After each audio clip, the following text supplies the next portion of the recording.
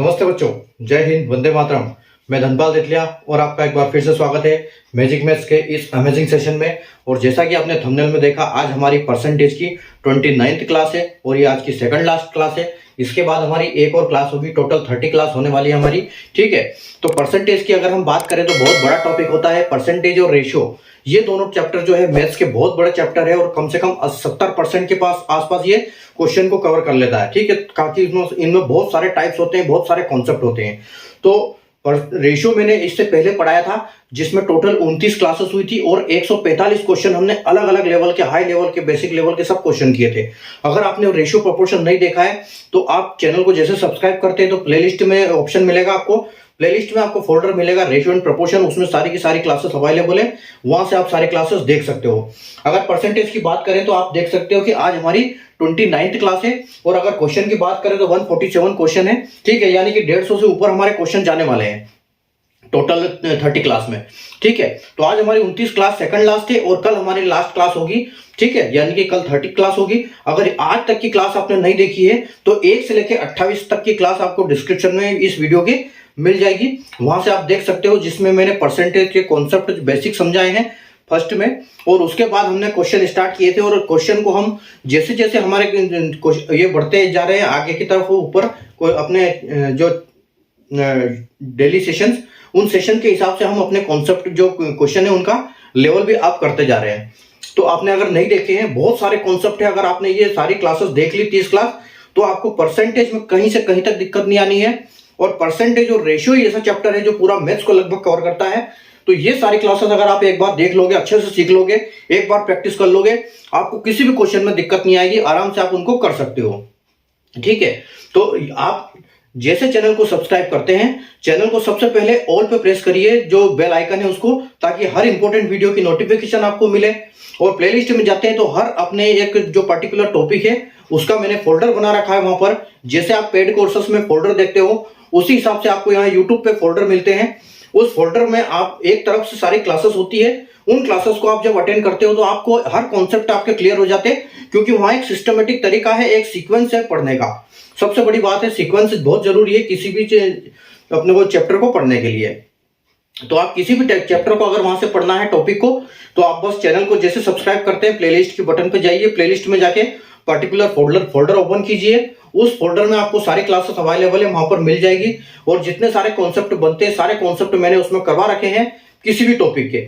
Basic और foundation की बात करें तो आपको फाउंडेशन कहीं मिलेगा ही नहीं, फाउंडेशन आपको सिर्फ इसी यूट्यूब चैनल पे मिलेगा। ठीक है, बाकी यूट्यूब पे कहीं नहीं मिलेगा आपको। ठीक है, पेड कोर्स में जरूर फाउंडेशन मिलता है, यूट्यूब पे फाउंडेशन नहीं मिलता है। तो यूट्यूब में वहां जाइए, सारे जो फाउंडेशन वाले कोर्स, जैसे आप देख सकते हो कि अरिथमेटिक प्रोग्रेशन, ऐसे कई सारे चैप्टर्स है, वहां पर आप देख सकते हो डेसिमल, फ्रैक्शन, फैक्टर, सब मैंने क्लासेस करवा रखी है, तो आप वहां से देख सकते हो। ठीक है, तो ये जो सारी क्लासेस एक सीक्वेंस में चलती है, शाम को 7 बजे चलती है, तो आप इन क्लास को डेली देखिए और एक सीक्वेंस में पढ़ते रहिए, प्रैक्टिस करते रहिए, ताकि आपकी मैथ्स का जो बेसिक है वो आपका फाउंडेशन अच्छा होगा और आप हर एग्जाम आप निकाल पाओगे। ठीक है, अब ये तो हो गई फाउंडेशन सीखने वाली बात। दूसरी बात आती है इंपॉर्टेंट क्वेश्चंस की बात, की वो कहां मिलेंगे। तो जब आप चैनल को सब्सक्राइब करोगे तो आपको प्लेलिस्ट में एक फोल्डर मिलेगा 4D सीरीज। तो 4D का मतलब है डेली डोज बाय धनपाल देठलिया, और वो एक ऐसी सीरीज है जिसमें इंपॉर्टेंट क्वेश्चन का डोज आपके लिए डेली लेके आता हूं दोपहर 12 बजे 5 से 10 मिनट का सेशन होता है, जिसमें एक important question with logic, concept और ट्रिक के साथ मैं आपको सोल्व करके बताता हूं इंस्टेंट सॉल्यूशन के साथ। ठीक है, तो उस आप जो ऑल पर प्रेस कर लोगे चैनल को सब्सक्राइब करने के बाद, तो आपको उसकी भी नोटिफिकेशन मिलेगी।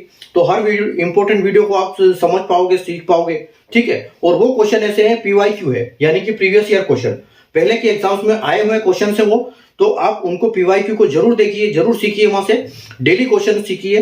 ठीक है, तो आपको हर इंपॉर्टेंट वीडियो का कॉन्सेप्ट आपको समझ में आ जाएगा।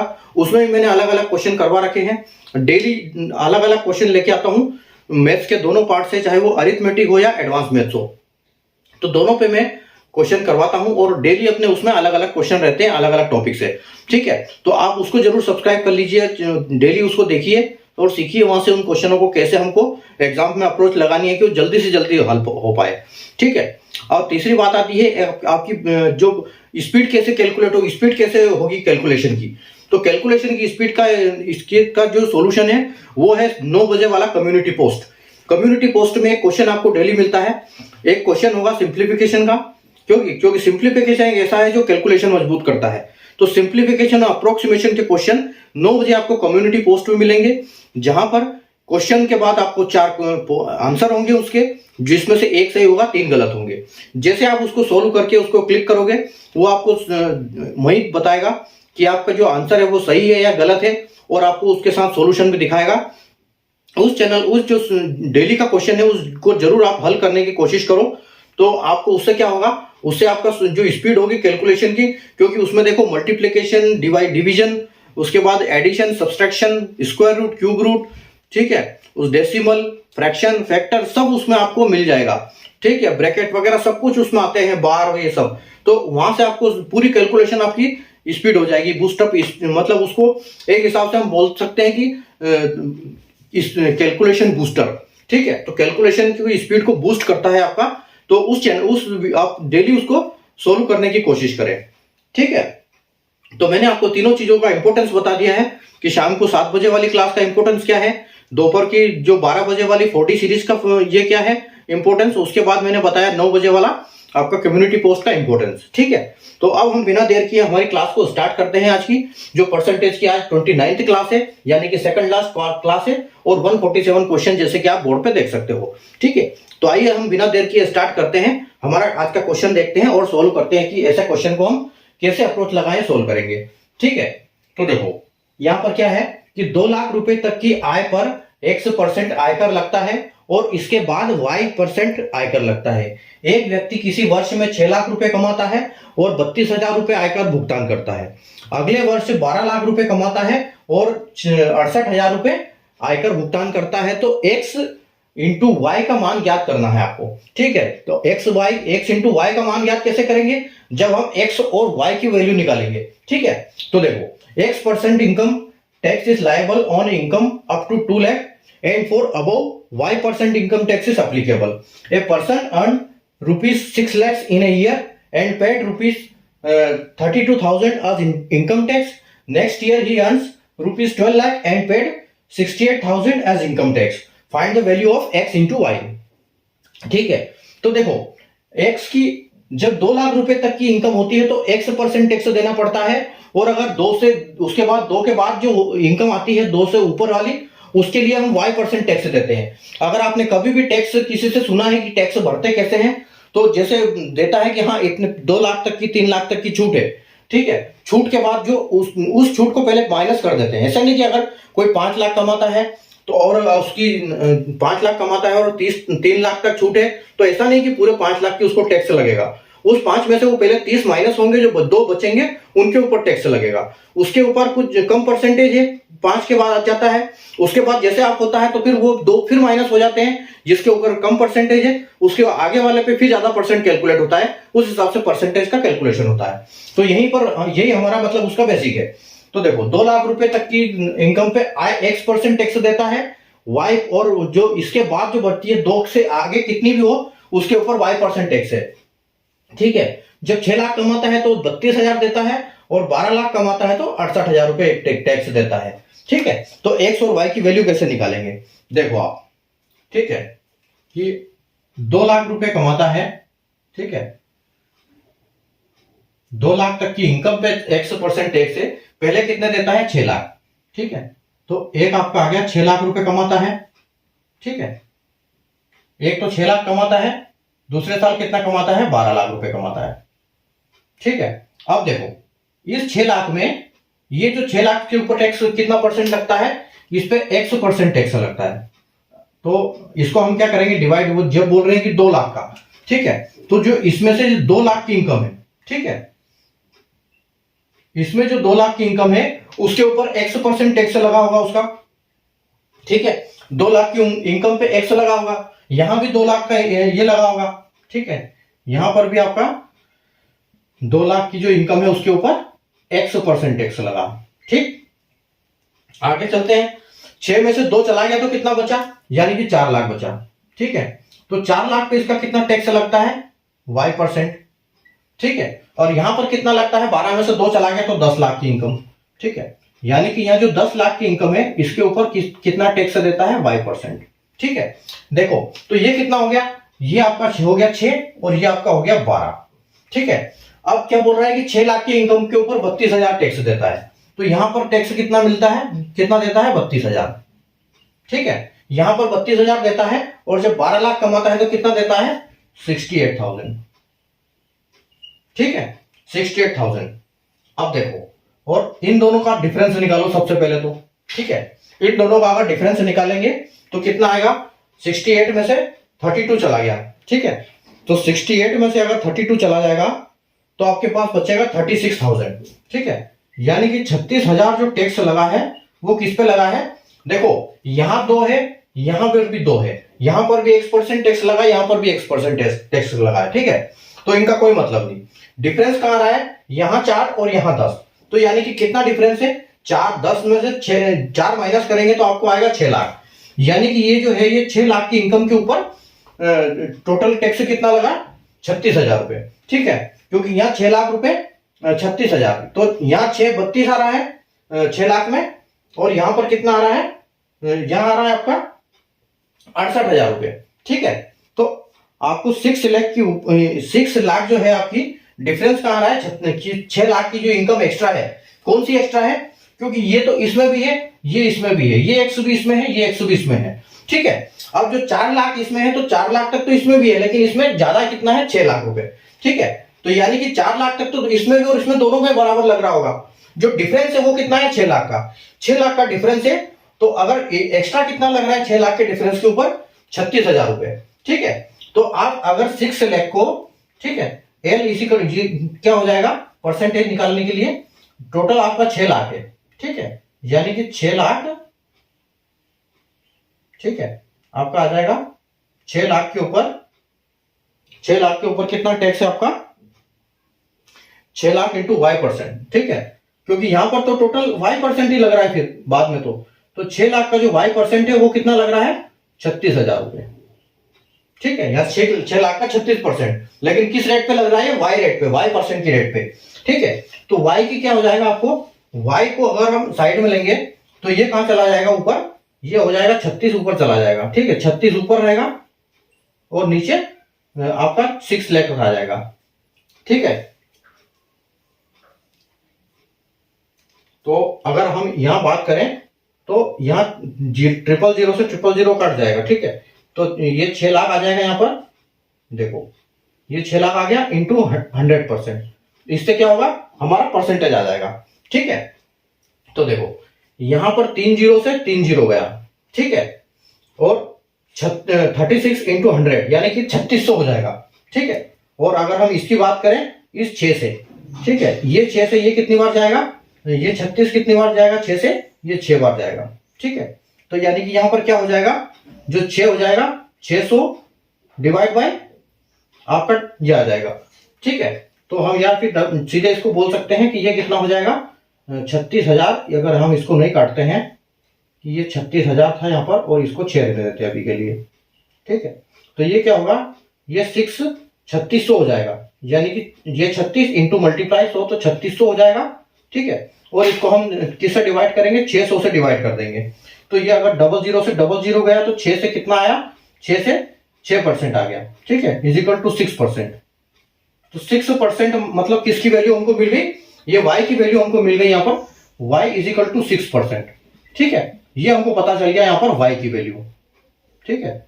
अब देखो, अब हम आगे चलते हैं। अगर हम 6 की इसकी वैल्यू निकाल ली तो हम क्या करेंगे, एक को हम ले लेंगे किसी को, चाहे इसको ले लो चाहे इसको ले लो, ठीक है। तो हम इसको ले लेते हैं कि 6 लाख की इनकम है, जो 6 लाख की इनकम के ऊपर 6 लाख की इनकम के ऊपर X% टैक्स देता है, ठीक है। 6 लाख की इनकम के ऊपर कितना देता है वो 32,000 रुपए देता है, 6 लाख की इनकम के ऊपर 32,000, ठीक है।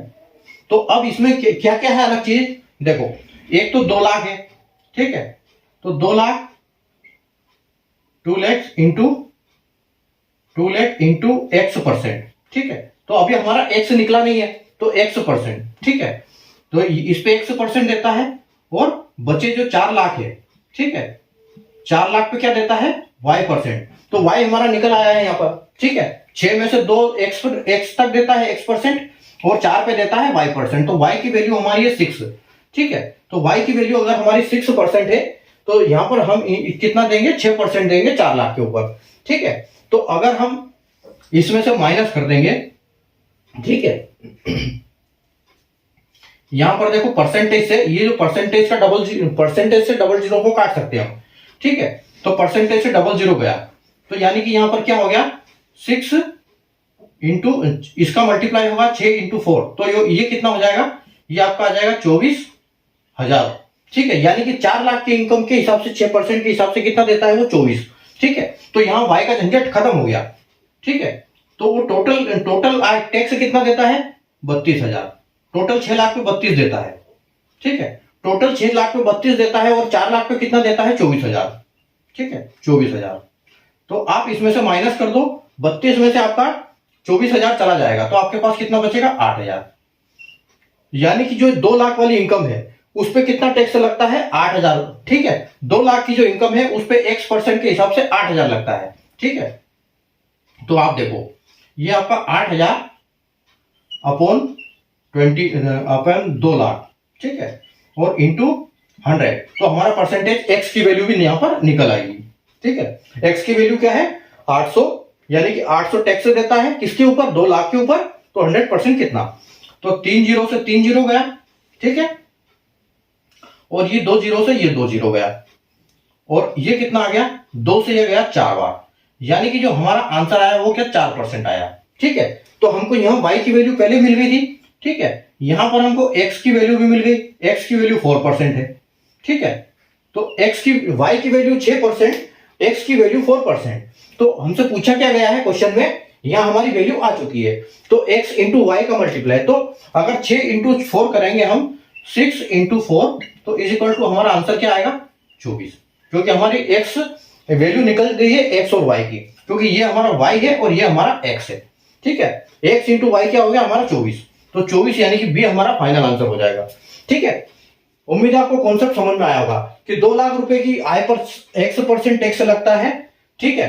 तो 6 लाख में कितना देता है वो, ये 2 लाख की इनकम तक X% टैक्स है, ठीक है, और उसके बाद Y% टैक्स है।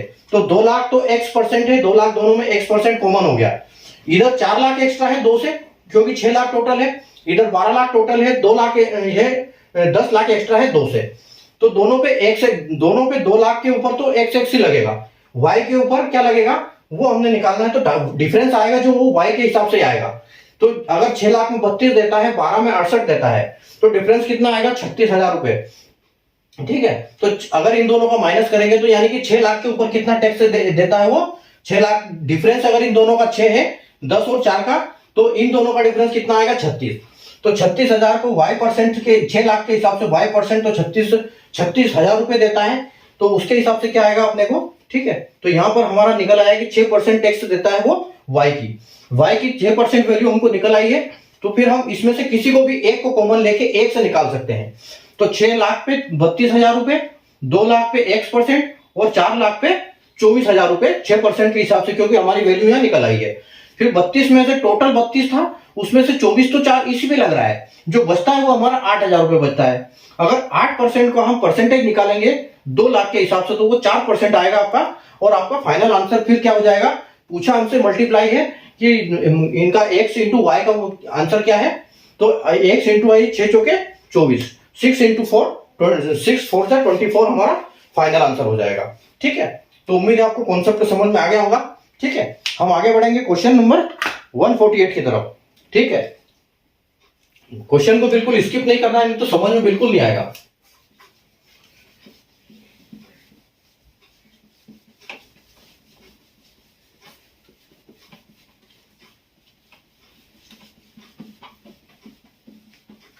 आज भी हम अच्छे मजेदार क्वेश्चन करेंगे। क्वेश्चन नंबर 148,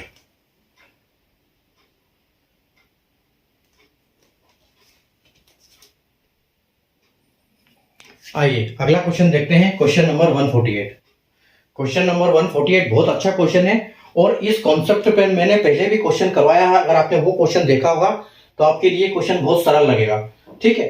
देखो क्वेश्चन एक किसी आर्मी रेजिमेंट के ऊपर बेस्ड है, जिसमें जो सैनिक है हमारे वो अलग अलग भाषाएं बोलते हैं, जैसे कि आपको पता है कि फौज में जैसे भी अलग अलग प्रांतों से एक रेजिमेंट में इकट्ठे होते हैं, तो कोई क्या भाषा बोलता है, कोई क्या भाषा बोलता है। जैसे मैं भी आर्मी से हूँ तो मुझे सब इसके बारे में सब कुछ पता है, ठीक है। तो कैसे कैसे जो लैंग्वेज अलग अलग बोलते हैं, तो उसके ऊपर बेस्ड है क्वेश्चन है, ठीक है। तो देखो क्या है क्वेश्चन कि एक सेना की पलटन में 55% जवान मराठी बोल सकते हैं, 45% जवान तमिल और 40% जवान कन्नड़ बोलते हैं, ठीक है। 20% जवान मराठी और कन्नड़ दोनों भाषा बोल सकते हैं और 25% जवान कन्नड़ और तमिल दोनों भाषा बोल सकते हैं और 20% जवान मराठी और तमिल बोल सकते हैं, ठीक है। पहले सबका 1-1% दिया है, एक एक भाषा का, उसके बाद 2-2 भाषा का परसेंटेज है और लास्ट में एक तीनों भाषा का परसेंटेज है। 15% जवान जो है मराठी कन्नड़ तमिल तीनों भाषाएं बोल सकते हैं, ठीक है। लेकिन इसमें कुछ ऐसे जवान भी है जो बिल्कुल इन तीनों भाषा को बिल्कुल नहीं बोलते, इसलिए यहाँ लाइन दी हुई है कि हिंदी भाषा अनिवार्य है और सभी जवान बोल सकते हैं, यानी कि 100% जवान जो है हिंदी तो बोलते ही है, बाकी ये परसेंटेज तीनों भाषा का अलग है जो तमिल कन्नड़ और मराठी का दिया हुआ है, ठीक है। तो कितने प्रतिशत जवान सिर्फ हिंदी बोलते हैं, ठीक है, याद कीजिए। तो हिंदी सिर्फ हिंदी बोलते हैं, इसका मतलब क्या है कि ये जो लैंग्वेज है परसेंटेज में दी हुई, ये लैंग्वेज कितने को नहीं आती। एक्चुअली ये क्वेश्चन यहाँ पर है कि इसे कितने जवान है कि इन तीनों भाषाओं में से एक भी भाषा नहीं आती है, नहीं बोलते हैं, ठीक है। तो क्या है कि in an army regiment 55% soldier can speak Marathi, 45% can speak Tamil and 40% soldier can speak Kannada, ठीक है। 20% soldier can speak both Marathi and Kannada languages, 25% soldiers can speak both Kannada and Tamil, 20% soldier can speak both Marathi and Tamil languages, 15% soldier can speak Marathi, Tamil and Kannada all languages, यानी कि 15% को सभी आता है। तो Hindi is compulsory and all soldiers, all double हो गया, all soldiers can speak, find the percentage of soldier who can speak only Hindi, ठीक है। कुल मिला के आपको निकालना क्या है कि यहाँ पर जो हिंदी सिर्फ हिंदी बोलता है, यानी कि मराठी तमिल और कन्नड़ नहीं बोलते हैं, ठीक है। तो देखो पहले हमको दिया हुआ है एक आंकड़ा क्या है कि 55% क्या बोलते हैं, 55% जवान क्या बोलते हैं, मराठी, ठीक है, 55 बोलते हैं मराठी। उसके बाद 45% महाराष्ट्र में मराठी भाषा बोली जाती है, तमिल यानी तमिलनाडु बोली है, तमिलनाडु में तमिल बोली जाती है तो तमिल बोलते हैं 45%, और 40% जवान क्या बोलते हैं, 40% जवान कन्नड़ बोलते हैं, कन्नड़ यानी कर्नाटक की, ठीक है, कन्नड़। दूसरी 55, ये तो एक हो गया आंकड़ा जो सिंगल भाषाएं बोलते हैं। अब अपन डबल वाला देखते हैं कि ठीक है, तो 20% जो जवान है वो क्या बोलते हैं, अब मैं थोड़ा शॉर्ट में लिखूंगा, आप समझ जाना इसको। 20% क्या बोलते हैं, 20% जवान मराठी और कन्नड़, यानी M+K, मराठी प्लस कन्नड़, ठीक है। उसके बाद 25% जवान क्या बोलते हैं, कन्नड़ और तमिल, यानी कन्नड़ प्लस तमिल, ठीक है। और उसके बाद क्या बोलते हैं, जो 20% जवान है क्या, मराठी और तमिल, 20% जवान मराठी प्लस तमिल बोलते हैं, ठीक है, ये हो गया। और तीसरा क्या हो गया, 15% जवान किसको बोलते हैं, 15% जवान सब बोलते हैं, ठीक है। 15% soldiers speak all Marathi plus Kannada plus Tamil, ठीक है। तो ये हमारा तीसरा आंकड़ा। अब देखो, अब हमको क्या करना क्या है, देखो इसमें जो 15% आ रहे हैं वो इसमें भी सब में आ रहे हैं, ठीक है, क्योंकि जो 55% में मराठी है ना, वो इसमें भी 15% में मराठी भी है, ठीक है। तो ये कन्नड़ तमिल ये आपस में मिक्स है। अब हम इसको निकालेंगे कैसे, वो अब हम सीखते हैं। एक बहुत बढ़िया कॉन्सेप्ट आप सीखने जा रहे हो, बिल्कुल आप ध्यान से देखोगे कैसे हम इसको सोल्व करते हैं, ठीक है। तो एक ऐसे क्वेश्चन मैंने पहले करवाया था, अगर आपको पता है तो, ठीक है। हम यहाँ पर वेन डायग्राम का इस्तेमाल करेंगे, ठीक है। देखो ये हमारे 3 सर्कल हैं, ठीक है, ये हमारे 3 सर्कल है। अब देखो यहां पर क्या है, एक मराठी है, ठीक है। तो यहां पर पेन अपन थोड़ी सी दूसरी यूज करते हैं, ठीक है। देखो क्या बोला है, 55% मराठी, ठीक है। तो ये जो है मराठी का है, ठीक है, ये मराठी का बॉक्स है और ये है तमिल का बॉक्स, ठीक है। ये है तमिल का सर्कल और ये जो लास्ट वाला है ये किसका सर्कल है, ये है कन्नड़ का। ठीक है, तो ये कितने कितने बोलते हैं, ये बोलते हैं 55%। ठीक है, ये बोलते हैं 55% मराठी। 55 में लाल यूज करता हूं यहां पर थोड़ा सा तो अच्छा दिखेगा। ठीक है, देखो यहां पर क्या करता है 55%। 55% है मराठी वाले, तमिल वाले कितने परसेंट है 45%। ठीक है, और 45% है, और यहां पर अभी कितने हैं जो इसके हैं 40%, कन्नड़ के हैं 40%। ठीक है, 40%। अब देखो हम क्या करेंगे, अंदर से स्टार्ट करेंगे। देखो ये तीनों आपस में एक एक भाषाओं का सर्कल है, ये दो का है, ये दो का है, ये दो का है, और ये जो है ये तीनों का है। तो तीनों के लिए क्या बोला है कि 15%। तो यहां पर क्या आ जाएगा 15। मैं सिर्फ फिगर लिख रहा हूं, परसेंटेज नहीं लिख रहा हूं, ताकि वो ऐसा थोड़ा सा घिस पिच दिखेगा।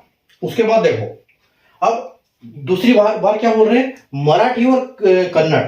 तो मराठी और कन्नड़ का कौन सा है, मराठी का ये है, कन्नड़ का ये है। इसमें कितना आएगा 20। तो 20 को क्या करेंगे, क्योंकि ये 15 में इंक्लूड है, तो इस 20 में से हम 15 माइनस कर देंगे, तो यहां कितना आ जाएगा 5। ठीक है, ये माइनस होते रहेंगे, जैसे अंदर से बाहर की तरफ चलेंगे ये माइनस होते रहेंगे।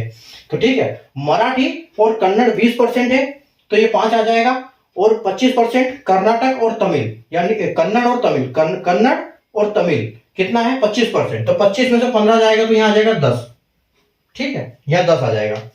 मराठी और तमिल, यानी कि यह आ जाएगा तमिल और मराठी, अरे सॉरी, तमिल 25%, कन्नड़ और तमिल यहां आएगा, ये इसमें आएगा, ये यहां नहीं आएगा, ये गलत इसमें लिख दिया हमने। ठीक है, तो यहां आपका 10 आ जाएगा। ठीक है, अरे ये कितना है 15। हाँ ठीक है, कन्नड़ और तमिल। अब बचा क्या हमारा, मराठी और तमिल। मराठी तमिल कितना है 20, तो 15 में से 20 जाएगा तो कितना बचेगा 5। ठीक है, यहां तक क्लियर। अब आ जाओ आगे, देखो ये 55 है, ये 45 है, ये 40 है। तो 55 में से ये तीनों माइनस होंगे, क्योंकि ये इन तीनों सर्कल में इंक्लूड होंगे। तो 15 और 20 और 25। ठीक है, 55 में से 25 चला जाएगा। ठीक है, 15 में से मराठी आ जाएगा आपका, तमिल आ गया, मराठी तमिल और कन्नड़ 55, 45, 40। ठीक है, तो 5 ये आ जाएगा आपका 20, 15, 20 और 25। 25 आ गया, यानी कि ये टोटल कितना हो गया, ये 30% हो गया यहां पर। ठीक है, तो 55% अगर यहां आएगा तो ये हो जाएगा आपका 15 और 20 और 25। तो इसमें से माइनस हो जाएगा 55 में से, ये आपका 25, तो आपका यहां बच जाएगा 30। ठीक है, यहां आपका 30 बच जाएगा। अभी देखो यहां पर क्या है, जो तमिल में 45% बोलते हैं, तो 45 इसमें से माइनस हो जाएगा, तो 10, 15 और 20, यानी कि 30%। यहां पर 30 माइनस हो गया, तो यहां आपका बचा 15।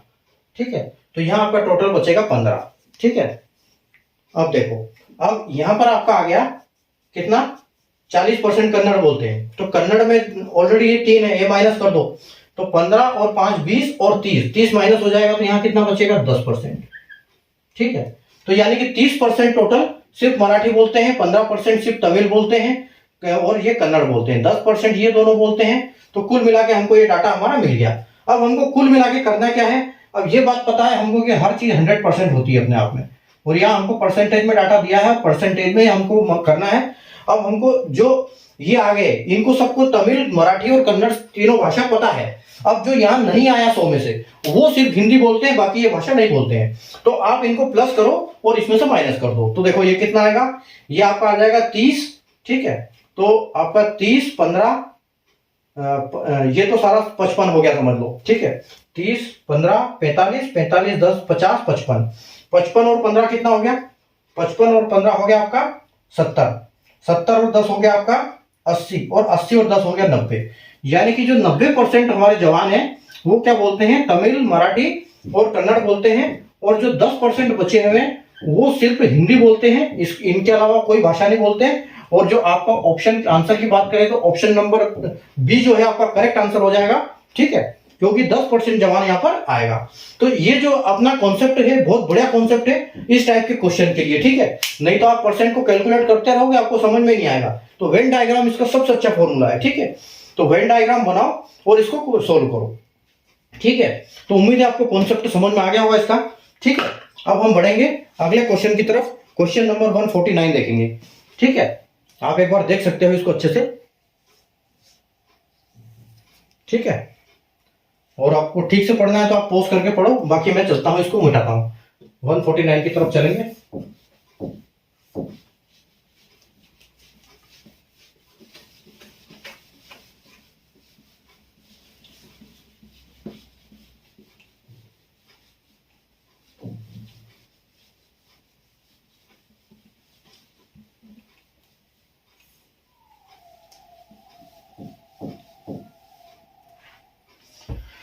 Question number 149।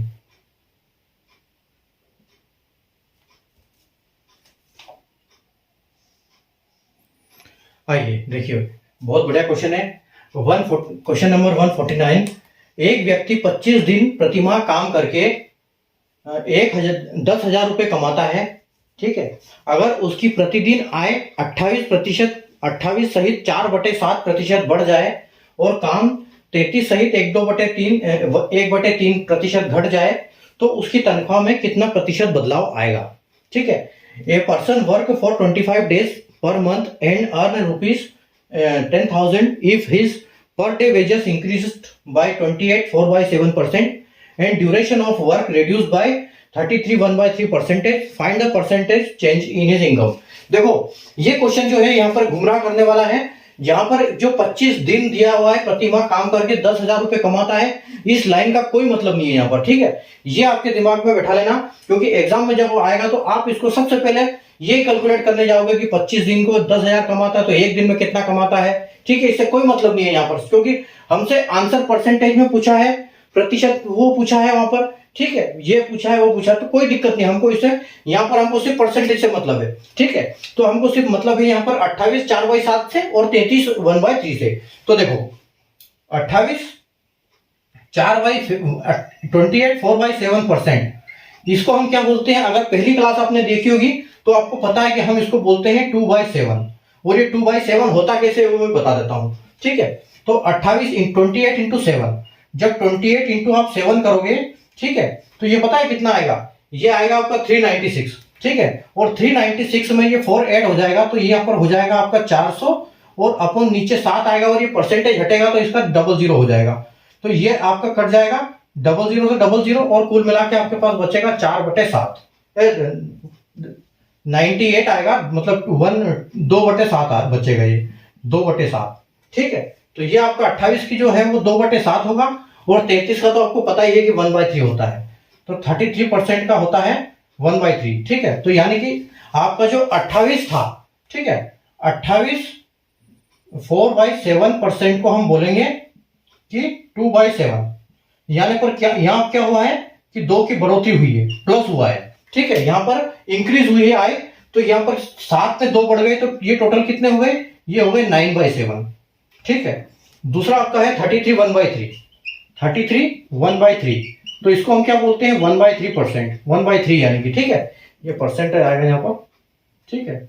1/3% is equal to क्या होता है 1/3, और 1/3 यानी कि यहाँ पर 1 की बढ़ोतरी हुई है तो 3 की जगह पे यहाँ 4 हो गया है, ठीक है। तो ये कितना हो गया, अरे ये माइनस हुआ है, 1 माइनस हुआ है तो यहाँ माइनस होगा, तो ये कितना हो गया 2/3, ठीक है। तो देखो पहले 7 थी, बाद में 2 बढ़ी, ठीक है। पहले 7 थी तो 2 बढ़ गई 9 हो गई, और 3 थी तो 1 घट गई, तो यानी कि 2 हो गई, ठीक है। तो आप यहाँ पर 3 से इसको काट भी सकते हो 3 बार में, तो आपका यहाँ आ जाएगा 7 और ये आ जाएगा आपका 3 दूना 6। तो यानी कि आपका जो परसेंटेज आएगा वो कितना आएगा, ठीक है। परसेंटेज कितने का आया कि पहले 7 था बाद में 6 हो गया, तो डिफरेंस कितना आया 1 का।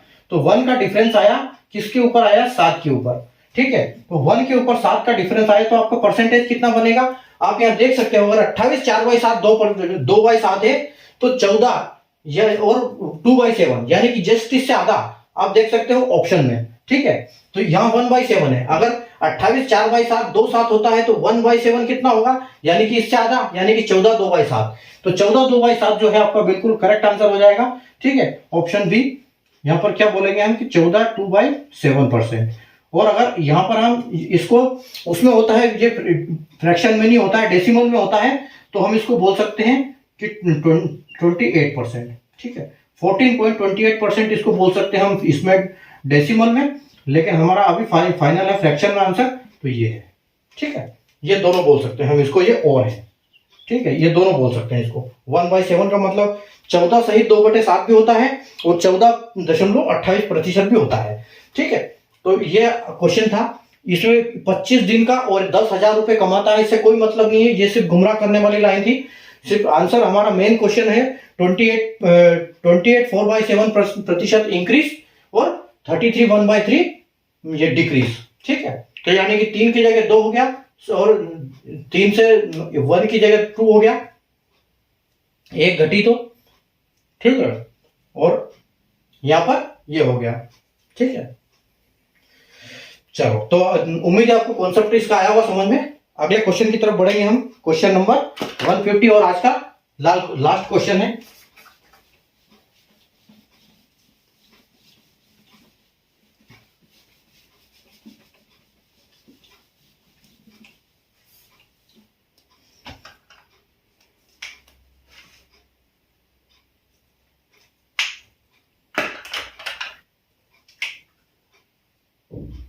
Question number 150।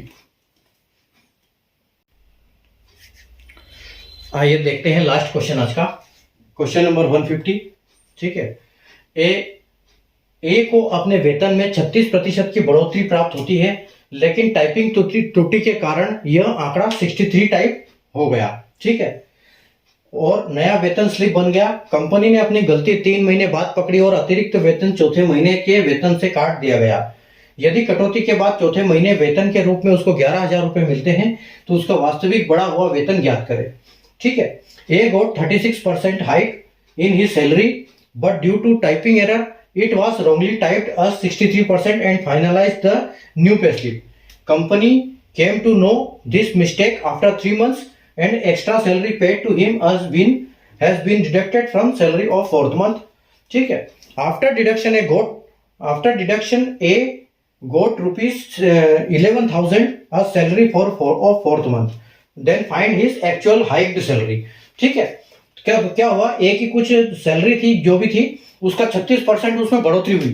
ठीक है, तो 36% बढ़ोतरी हुई तो उसमें गलती से जब वो उसकी पेस्लिप एडजस्ट कर रहे थे उसकी पेमेंट, तो वो 36 की जगह उल्टा टाइप हो गया 63 जल्दी में। ठीक है, और उन्होंने देखा भी नहीं और उसका जो पेस्लिप है वो बना दिया। अब उस नए पेस्लिप के हिसाब से क्या हुआ, उसको 3 महीने तक पेमेंट दे दी। ठीक है, और कंपनी को बाद में पता चला 3 महीने की सैलरी देने के बाद कि यार ये गलती हो गई अपने से, 36 की जगह 63 टाइप हो गया है। तो उसके चौथे महीने के जो सैलरी थी उसमें से उसको जो भी एक्स्ट्रा सैलरी दी थी वो उसकी काट दी पूरी, और उसको करके उसके काट के ना पूरी चौथे महीने में उसको एडजस्ट कर दी उस सैलरी को। ठीक है, तो 36% की बढ़ोतरी के बाद बढ़ोतरी हुई, लेकिन 63 टाइप गलती से हो गया था।